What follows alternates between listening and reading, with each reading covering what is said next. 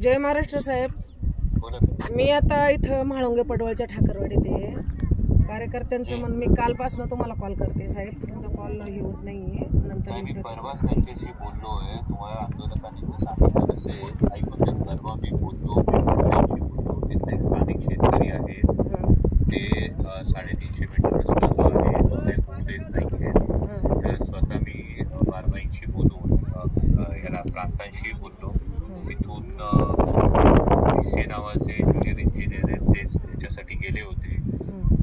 तर ते आता पोलीस प्रोटेक्शन मध्ये ते करून घेता येईल, तर त्या दृष्टीने सगळी करायला प्रांतांना ऑलरेडी सूचना दिलेली आहे. हो, परंतु आता त्यांनी कालला मुरम टाकलेला आहे, पण तो पण असा इतक्या काही चांगल्या प्रमाणात नाही सपाटी करून राहिलेला. आणि ह्या ग्रामस्थांच्या अशा समजा तो जो मुरम टाकला व्यवस्थित त्याचा जो लिगली सॉल्व्ह झाल्याशिवाय त्यांना परमनंट काम करता येणार नाही. जे आहे त्यांच्या समाधानानुसार त्यांना वापरता येण्यायोग्य योग्य रस्ता व्हावा अशा तरतुदी करायला सांगितल्या. त्यात काय सुधारणा करायची असेल आपण सांगा, त्यानुसार. त्यात आता जरी मुरमकरण करून जरी रस्ता सध्या त्यांचा साईड पट्ट्या आहेत ना सर, तर त्याच्या साईडने गटर पण काढून दिलं पाहिजे, पाणी काढून देण्याची व्यवस्था झाली पाहिजे, जेणेकरून जरी हा साधा रस्ता असेल पण डोंगरावरून येणाऱ्या पाण्याच्या या तो रस्ता वाहून गेला नाही पाहिजे.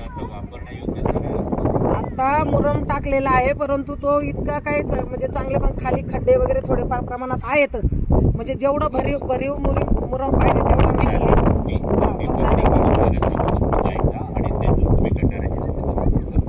ओके चालतंय. आणि साईडने गटर पण काढून घ्या, म्हणजे जेणेकरून तो पाण्याने वाहून जाणार नाही रस्ता.